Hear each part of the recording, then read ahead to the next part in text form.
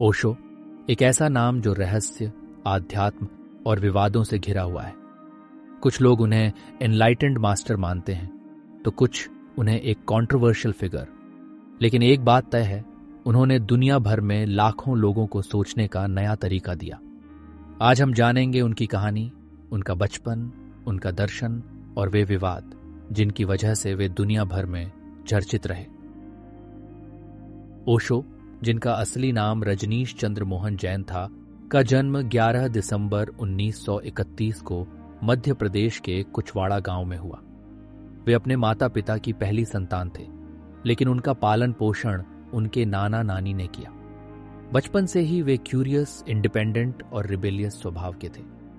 उनका मानना था कि कोई भी ट्रूथ बिना रीजनिंग और पर्सनल एक्सपीरियंस के एक्सेप्ट नहीं करनी चाहिए। ओशो का बचपन ऐसी घटनाओं से भरा था जिन्होंने उनके विचारों को गहराई दी। जब वे 7 साल के थे तब उन्होंने अपनी नानी को मरते हुए देखा। ये उनकी लाइफ की पहली घटना थी जिसने उन्हें डेथ के बारे में सोचने पर मजबूर किया।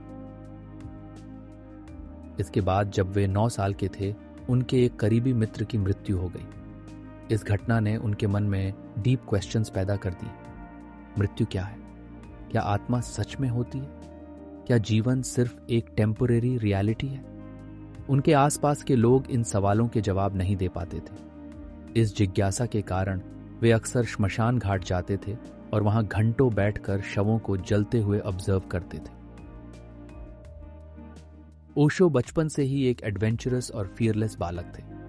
वे ट्रेडिशनल रिलीजियस बिलीफ्स को चैलेंज करते थे और ब्लाइंड फेथ को रिजेक्ट कर देते थे।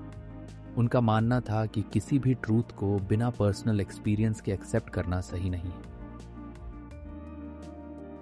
वे बचपन में ही मेडिटेशन से जुड़ गए थे। जब वे 9 साल के थे तो अक्सर नर्मदा नदी के किनारे घंटों अकेले बैठकर ध्यान करते थे। वे जंगलों में अकेले घूमते और मौन में बैठकर खुद को ऑब्जर्व करते थे। उनका कहना था कि यही वे मोमेंट्स थे जब उन्होंने अपने भीतर एक अलग तरह की एनर्जी को महसूस किया। ओशो की प्रारंभिक शिक्षा गाडरवारा में हुई। वे एक ब्रिलियंट स्टूडेंट थे, लेकिन उन्होंने फॉर्मल एजुकेशन को कभी भी रियल नॉलेज का सोर्स नहीं माना। वे बुक्स से ज्यादा लाइफ एक्सपीरियंसेस में बिलीव करते थे। वे बचपन से ही आर्गुमेंटेटिव और शार्प माइंडेड थे। स्कूल के समय में वे अपने टीचर्स से टफ क्वेश्चंस पूछते थे, जिनका जवाब देना कई बार मुश्किल हो जाता था। उनके लॉजिक और डिबेटिंग स्किल्स इतनी स्ट्रांग थी कि वे बड़े बड़े स्कॉलर्स को भी सोचने पर मजबूर कर देते थे। ओशो के बचपन की सबसे बड़ी खासियत थी उनका रिबेलियस और फियरलेस माइंडसेट। वे हर चीज पर क्वेश्चन उठाते थे, चाहे वह धर्म हो, समाज के नियम हो या पारंपरिक विश्वास। वे कहते थे, सत्य को पाने के लिए उसे स्वयं अनुभव करना जरूरी है, सिर्फ दूसरों के कहने से कुछ भी मत मानो। उनका बचपन ऐसी एक्सपीरियंसेस और ऑब्जर्वेशन से भरा था जिसने उन्हें एक रेवोल्यूशनरी थिंकर बनने की ओर बढ़ाया। यही रीजन था कि वे आगे चलकर एक ऐसे स्पिरिचुअल मास्टर बने जिन्होंने दुनिया को एक नया पर्सपेक्टिव दिया। ओशो का विश्वविद्यालय जीवन उनके विचारों के विकास का एक महत्वपूर्ण दौर था। अपनी प्रारंभिक शिक्षा पूरी करने के बाद उन्होंने 1951 में जबलपुर के हितकारिणी कॉलेज में दाखिला लिया, लेकिन अपने प्रोफेसर्स के साथ लगातार होने वाली बहसों और विचारों के टकराव के कारण उन्हें कॉलेज छोड़ना पड़ा। बाद में उन्होंने दुर्गावती विश्वविद्यालय, सगर यूनिवर्सिटी से फिलॉसफी में एमए किया और 1955 में गोल्ड मेडल के साथ स्नातक हुए। ओशो विश्वविद्यालय के दिनों में लॉजिक, रीजनिंग और डिबेटिंग में माहिर थे। वे अपने प्रोफेसर्स और क्लासमेट्स के साथ गहरी दार्शनिक चर्चाएं करते थे। उनकी सोच हमेशा कन्वेंशनल बिलीफ्स को चैलेंज करती थी। उनका कहना था कि ब्लाइंड फेथ और परंपरागत सोच इंसान के डेवलपमेंट को रोकती है। वे न सिर्फ धार्मिक मान्यताओं पर सवाल उठाते थे, बल्कि राजनीति, समाज और नैतिकता के एस्टैब्लिश्ड नॉर्म्स को भी चैलेंज करते थे। उनके प्रोफेसर्स तक उनकी तीखी आर्ग्यूमेंट से चौंक जाते थे। उनके तर्क इतने प्रभावशाली होते थे कि लोग उनसे चर्चा करने से पहले सोचने पर मजबूर हो जाते थे। ओशो की आध्यात्मिक यात्रा उनके बचपन से ही शुरू हो गई थी, लेकिन विश्वविद्यालय के दिनों में यह और भी इंटेंस हो गई। वे हमेशा एग्जिस्टेंशियल सवालों से घिरे रहते थे। जीवन का उद्देश्य क्या है? क्या कोई परम सत्य है? क्या ईश्वर का अस्तित्व है? इन्हीं सवालों के जवाब खोजने के लिए वे गहरे ध्यान, मेडिटेशन में जाने लगे।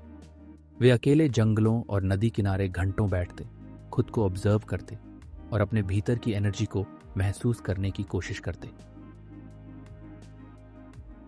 21 मार्च 1953 को जब वे 21 साल के थे, उन्हें एक गहरे ध्यान अनुभव के दौरान एक स्पिरिचुअल अवेकनिंग हुई। ओशो ने इसे एनलाइटनमेंट का क्षण कहा। उनके अनुसार उस दिन वे पूरी तरह बदल गए। उन्होंने महसूस किया कि मनुष्य के भीतर अनंत ऊर्जा और चेतना है, लेकिन वह इसे पहचान नहीं पाता। एमए पूरा करने के बाद ओशो ने जबलपुर यूनिवर्सिटी में फिलॉसफी के प्रोफेसर के रूप में काम किया। लेकिन वे सिर्फ एक टीचर नहीं थे, वे एक ओरेटर भी थे जो देश भर में जाकर अपने रेवोल्यूशनरी आइडियाज को लोगों तक पहुंचाते थे। उनका मुख्य संदेश था, सत्य को स्वयं अनुभव करो, किसी भी किताब या गुरु के कहे अनुसार मत चलो। उनकी बातें पारंपरिक धार्मिक धारणाओं से अलग थीं, इसलिए कुछ लोग उन्हें क्रांतिकारी मानते थे तो कुछ लोग उनके विचारों से नाराज भी होते थे। विश्वविद्यालय में पढ़ाने के दौरान ही उन्होंने बड़े बड़े आयोजनों में प्रवचन देना शुरू कर दिया। 1960 के दशक तक वे आचार्य रजनीश के नाम से पहचाने जाने लगे। उन्होंने मेडिटेशन के नए तरीके विकसित किए, जिसमें डायनामिक मेडिटेशन सबसे प्रसिद्ध हुआ। उनका मानना था कि ट्रेडिशनल मेडिटेशन टेक्निक्स बहुत धीमी हैं और मॉडर्न लाइफ के लिए प्रैक्टिकल नहीं है। उन्होंने एक ऐसा मेथड विकसित किया जिसमें शरीर, भावनाओं और मन को मुक्त करने के बाद ध्यान की अवस्था प्राप्त की जाती थी। ओशो का विश्वविद्यालय जीवन केवल फॉर्मल एजुकेशन तक सीमित नहीं था। यह वह दौर था जब उन्होंने अपने भीतर के सवालों के जवाब खोजने शुरू किए। इस जर्नी में तर्क, ध्यान और सेल्फ ऑब्जर्वेशन उनकी सबसे बड़ी ताकत बने। उनकी सोच ने उन्हें सिर्फ एक प्रोफेसर नहीं, बल्कि एक आध्यात्मिक गुरु बना दिया, जिसने दुनिया को जीवन, प्रेम और ध्यान को देखने का एक नया पर्सपेक्टिव दिया। ओशो का सफर आचार्य रजनीश से ओशो बनने तक सिर्फ नाम का परिवर्तन नहीं था, बल्कि यह उनकी स्पिरिचुअल एवोल्यूशन और उनके विचारों के डीप ट्रांसफॉर्मेशन का प्रतीक था। यह बदलाव न केवल उनकी आइडेंटिटी में दिखा, बल्कि उनकी शिक्षाओं, विचारधारा और जीवन शैली में भी। 1950 और 1960 के दौरान जब वे एक फिलॉसफी प्रोफेसर थे, लोग उन्हें आचार्य रजनीश के नाम से जानते थे। उस समय वे ट्रेडिशनल बिलीफ्स और ऑर्गेनाइज्ड रिलीजन के खिलाफ अपने बोल्ड एंड फियरलेस डिस्कोर्सेस के लिए प्रसिद्ध हो रहे थे। उन्होंने हमेशा लोगों को फ्री थिंकिंग और सेल्फ एक्सप्लोरेशन के लिए प्रेरित किया। उनके विचार ऑर्थोडॉक्स सोसाइटी के खिलाफ थे, इसलिए उनकी बहुत आलोचना भी हुई, लेकिन साथ ही वे इंटेलेक्चुअल सीकर्स और स्पिरिचुअल एस्पिरेंट्स के बीच तेजी से लोकप्रिय होने लगे। 1970 तक वे पूरी दुनिया में स्पिरिचुअल लीडर के रूप में पहचाने जाने लगे। उनके ध्यान, मेडिटेशन के अनूठे तरीकों जैसे dynamic meditation, Kundalini meditation and Nada Brahma meditation ने हजारों लोगों को आकर्षित किया। यही वह समय था जब उन्होंने ट्रेडिशनल गुरु इमेज को तोड़ते हुए मोर मॉडर्न एंड ग्लोबल अप्रोच अपनाया। 1989 में उन्होंने खुद को ओशो कहना शुरू किया। यह नाम विलियम जेम्स की लिखी किताब से प्रेरित था, जिसमें उन्होंने ओशनिक एक्सपीरियंस का जिक्र किया था। ओशो ने कहा कि यह नाम ओशन लाइक कॉन्शियसनेस का प्रतीक है, जो असीम और गहरा है। उनके अनुसार यह बदलाव केवल एक नाम का नहीं था, बल्कि यह उनकी पूरी विचारधारा का एवोल्यूशन था।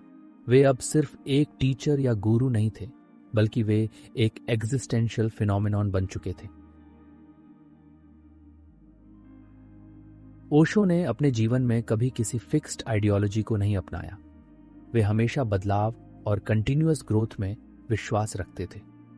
ओशो नाम उनके इसी विचार को दर्शाता है, एक ऐसी फ्लूइड आइडेंटिटी जो किसी एक परिभाषा में नहीं बन सकती। आज चाहे लोग उन्हें आचार्य रजनीश कहें या ओशो, उनका संदेश और उनकी शिक्षाएं अभी भी टाइमलेस एंड यूनिवर्सल हैं। उनके द्वारा लाए गए स्पिरिचुअल रेवोल्यूशन का प्रभाव आज भी पूरी दुनिया में महसूस किया जाता है। ओशो का दर्शन किसी भी ट्रेडिशनल रिलीजन, आइडियोलॉजी या डॉगमा में सीमित नहीं था। वे एक ऐसे विचारक थे जो फ्रीडम, कॉन्शियसनेस, लव और मेडिटेशन को सबसे महत्वपूर्ण मानते थे। उनका मानना था कि रिलीजन सिर्फ कंडीशनिंग है जो व्यक्ति को उसके वास्तविक अनुभवों से दूर कर देती है। उन्होंने कहा, truth is not a belief, it is an experience. Osho किसी भी ऑर्गेनाइज्ड रिलीजन को स्वीकार नहीं करते थे। उनका मानना था कि धर्म सिर्फ फियर और गिल्ट पर आधारित होते हैं, जो व्यक्ति को बांध कर रखते हैं। वे कहते थे कि सच्ची आध्यात्मिकता किसी भी धार्मिक ग्रंथ या परंपरा में नहीं, बल्कि व्यक्तिगत अनुभव और जागरूकता में है। वे हिंदुइज्म, क्रिश्चियनिटी, इस्लाम और बुद्धिज्म सहित सभी धर्मों की आलोचना करते थे, क्योंकि वे व्यक्ति को स्वतंत्र रूप से सोचने नहीं देते। उनका मानना था कि हर व्यक्ति को सेल्फ एक्सप्लोरेशन और इनर जर्नी से गुजरना चाहिए, न कि किसी बाहरी अथॉरिटी पर डिपेंड करना चाहिए।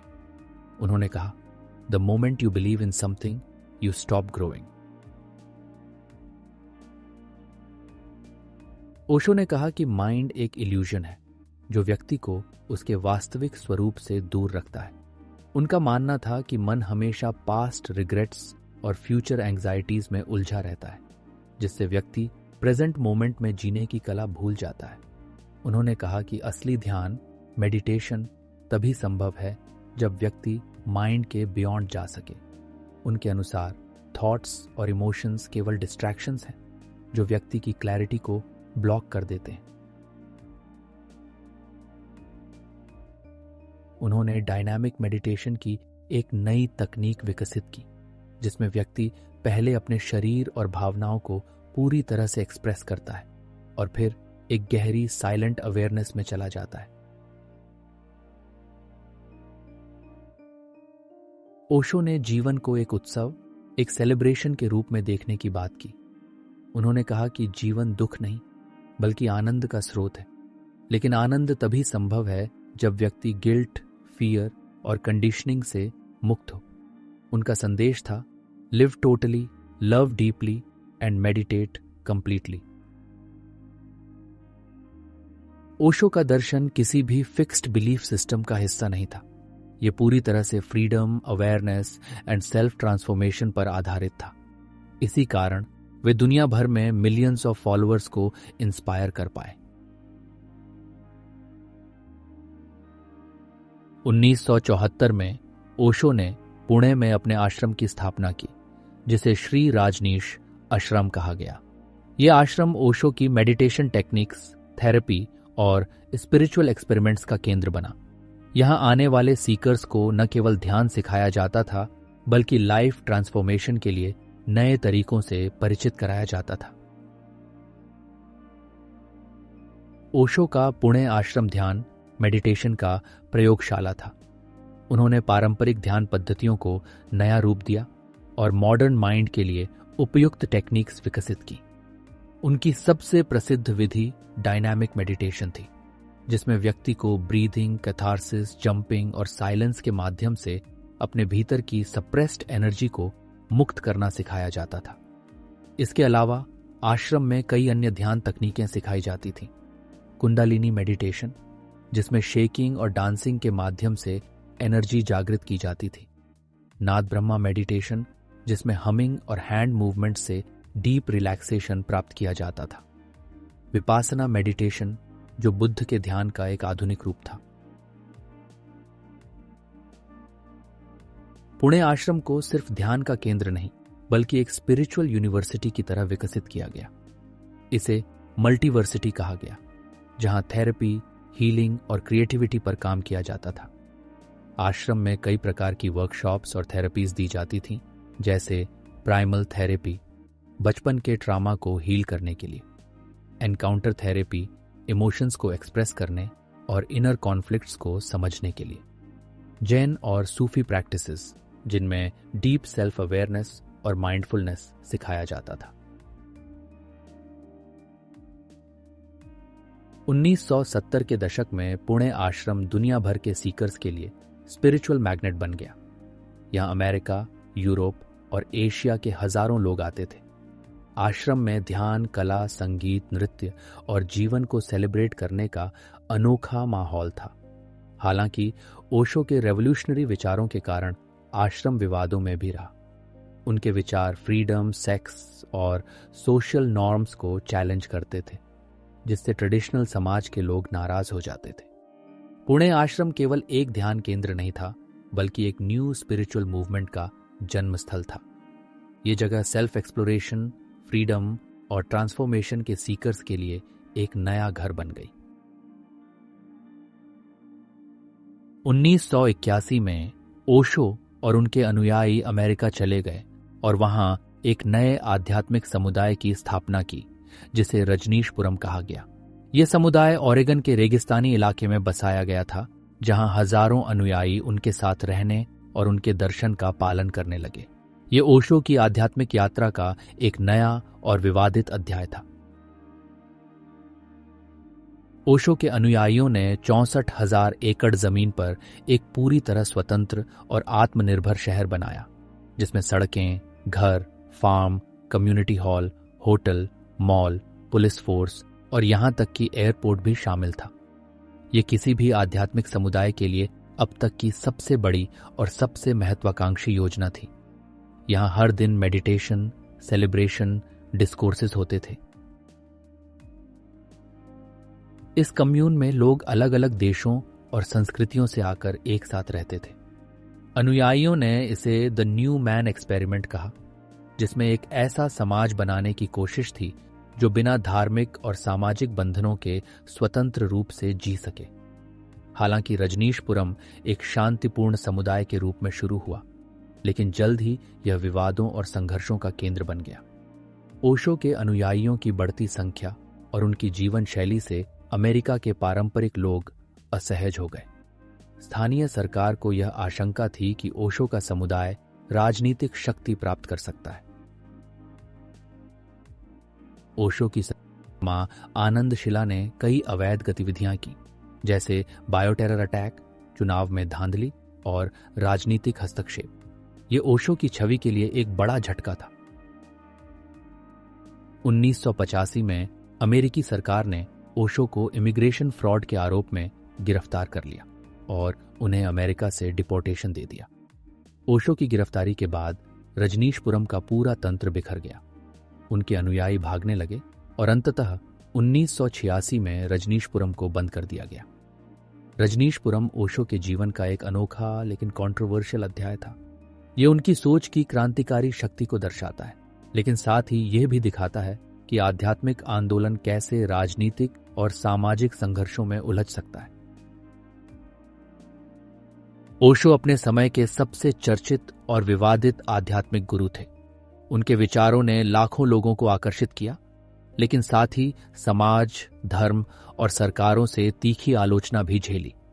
उन्होंने धर्म, राजनीति, सेक्स, नैतिकता और समाज से जुड़े कई संवेदनशील मुद्दों पर खुले विचार व्यक्त किए, जिससे वे हमेशा विवादों में घिरे रहे।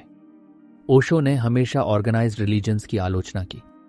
उन्होंने कहा कि हिंदू, मुस्लिम, ईसाई, बौद्ध सभी धर्मों ने व्यक्ति को गुलाम बना दिया है।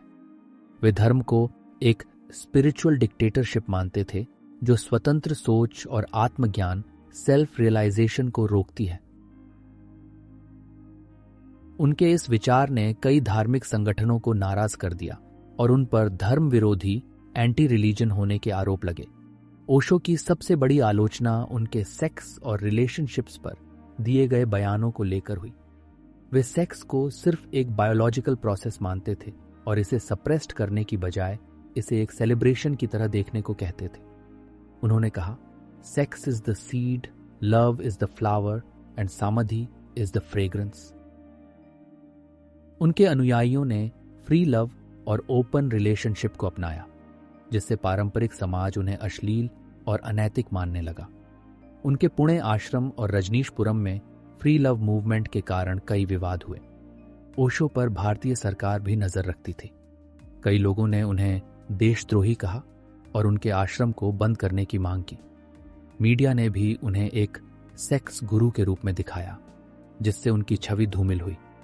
ओशो ने हमेशा एस्टैब्लिश्ड सिस्टम्स को चैलेंज किया, जिससे वे विवादों में रहे। लेकिन उनके अनुयायी मानते हैं कि उनका हर विवाद उनके क्रांतिकारी विचारों का प्रमाण था। 1985 में अमेरिका सरकार द्वारा गिरफ्तार किए जाने और देश से निकाले जाने के बाद ओशो को 21 देशों ने अपने यहां प्रवेश देने से मना कर दिया। वे नेपाल, आयरलैंड, उरुग्वे और कई अन्य देशों में भटकते रहे, लेकिन अंततः उन्हें भारत वापस आना पड़ा। 1987 में ओशो पुणे लौट आए और अपने पुराने आश्रम को फिर से स्थापित किया। इस बार आश्रम का नाम बदलकर ओशो कॉम्यून इंटरनेशनल रखा गया। उन्होंने अपने अनुयायियों के साथ ध्यान और प्रवचन देना फिर से शुरू किया। पहले की तुलना में ओशो अधिक शांत और गंभीर हो गए थे। उन्होंने अपने अंतिम वर्षों में मेडिटेशन पर अधिक जोर दिया और अपनी नई ध्यान विधियों को और विकसित किया। उन्होंने कहा कि अब उनका शरीर कमजोर हो चुका है और वह अधिक समय इनर साइलेंस में बिताना चाहते हैं। भारत लौटने के बाद ओशो की स्वास्थ्य स्थिति लगातार बिगड़ती गई। उन्होंने कहा कि जब उन्हें अमेरिका में गिरफ्तार करके जेल में रखा गया, तब उन्हें स्लो पॉइजनिंग दिया गया, जिससे उनकी ऊर्जा और जीवन शक्ति धीरे धीरे खत्म हो रही थी। उनका शरीर पहले की तरह सक्रिय नहीं रहा और वे कमजोरी और दर्द से जूझने लगे। उन्होंने धीरे धीरे पब्लिक डिस्कोर्सेस देना बंद कर दिया और आश्रम के अंदर ही अपने अनुयायियों से संवाद करने लगे। उनके अनुयायी मानते थे कि ओशो के खिलाफ एक बड़ी कॉन्स्पिरेसी की गई थी ताकि उनकी क्रांतिकारी विचारधारा को दबाया जा सके। 19 जनवरी 1990 को पुणे में ओशो का निधन हो गया। उनके अनुयायियों ने कहा कि उन्होंने अपनी चेतना से शरीर को छोड़ दिया। उनकी मृत्यु को लेकर कई विवाद रहे, लेकिन उनके आश्रम ने इसे एक स्वाभाविक आध्यात्मिक घटना बताया। उनका शरीर पुणे आश्रम में ही बुद्धा हॉल के पास समाधि में रखा गया, जहां एक पत्थर पर यह लिखा गया, never born, never died, only visited this planet earth. Osho, जिनकी विचारधारा और जीवन शैली ने कई लोगों को प्रभावित किया, आज भी पूरी दुनिया में चर्चा का विषय बने हुए हैं। उनका पर्सपेक्टिव केवल एक आध्यात्मिक गुरु का नहीं था, बल्कि उन्होंने समाज, धर्म, राजनीति, सेक्स और मानसिकता के विभिन्न पहलुओं पर गहरी सोच व्यक्त की। ओशो की विरासत आज भी प्रासंगिक है और उनके विचारों का प्रभाव समाज में देखा जा सकता है। ओशो ने हमेशा स्वतंत्रता को सर्वोत्तम मूल्य माना। उनका मानना था कि व्यक्ति को अपनी सोच और जीवन को अपने तरीके से जीने का अधिकार होना चाहिए। आज के समय में जहां लोग सामाजिक और पारिवारिक दबाव में जीते हैं, ओशो की यह सोच उन्हें आत्मनिर्भर बनने के लिए प्रेरित करती है। उन्होंने स्वयं का अन्वेषण और स्वयं की पहचान की बात की, जो आज भी युवाओं के बीच एक महत्वपूर्ण संदेश है। ओशो के ध्यान तकनीकें जैसे डायनामिक मेडिटेशन, कुंडलिनी मेडिटेशन और विपस्सना आज भी पूरी दुनिया में लोकप्रिय हैं। इस तेजी से बदलते और मानसिक दबावों से भरे समाज में ओशो का ध्यान का संदेश मानसिक शांति और संतुलन बनाए रखने के लिए महत्वपूर्ण है। उनका मानना था कि ध्यान शांति और आत्मज्ञान की ओर पहला कदम है, जो व्यक्ति को अपने जीवन में सच्चे आनंद का अनुभव कराता है। ओशो के सेक्स और रिलेशनशिप्स पर विचार आज भी बहुत प्रासंगिक हैं। उन्होंने सेक्स को प्राकृतिक और दिव्य माना, जो आज के समाज में जहां सेक्स को अक्सर एक टैबू या शेमफुल विषय के रूप में देखा जाता है, एक बड़ा संदेश है। उन्होंने कहा कि जब तक व्यक्ति अपनी आध्यात्मिक और शारीरिक जरूरतों को स्वीकार नहीं करता, वह सच्चे आत्मज्ञान को प्राप्त नहीं कर सकता। ओशो ने हमेशा धर्म और समाज के रिजिड स्ट्रक्चर्स की आलोचना की। उनका मानना था कि धर्म और समाज सिर्फ फियर और गिल्ट का निर्माण करते हैं, जिससे व्यक्ति अपनी असली पहचान को खो देता है। आज के समय में जब दुनिया भर में धार्मिक और सांस्कृतिक संघर्ष बढ़ रहे हैं, ओशो के विचार समाज के लिए एक समावेशी और प्रकृति से जुड़े दृष्टिकोण को प्रेरित करते हैं। ओशो की विरासत आज भी इसलिए प्रासंगिक है क्योंकि उन्होंने जीवन के विभिन्न पहलुओं को नए दृष्टिकोण से देखा और सिखाया। उनका संदेश स्वतंत्रता, मानसिक शांति और आध्यात्मिक जागरूकता की ओर एक मार्गदर्शन है जो आज भी लोगों को अपने जीवन में संतुलन और खुशी पाने के लिए प्रेरित करता है। ओशो की शिक्षाएं आज भी हमारे लिए हाईली प्रैक्टिकल हैं। उनकी बातें सिर्फ थियोरेटिकल फिलॉसफी नहीं है, बल्कि ऐसी प्रैक्टिसेस और पर्सपेक्टिव्स देती हैं जो हमें मॉडर्न चैलेंजेस को बेहतर तरीके से संभालने में मदद कर सकती हैं। अगर हम उनकी सीख को अपनाएं तो हम एक मोर कॉन्शियस, स्ट्रेस फ्री और फुलफिलिंग लाइफ जी सकते हैं। ओशो का जीवन विवादों, रहस्यों और आध्यात्मिक क्रांति से भरा था। उनकी मृत्यु के बाद भी उनकी शिक्षाएं आज पूरी दुनिया में लाखों लोगों को प्रेरित कर रही हैं। अगर आपको यह वीडियो पसंद आया हो तो इसे लाइक, शेयर और सब्सक्राइब जरूर करें और ओशो की सोच को और लोगों तक पहुंचाएं। Thanks for watching.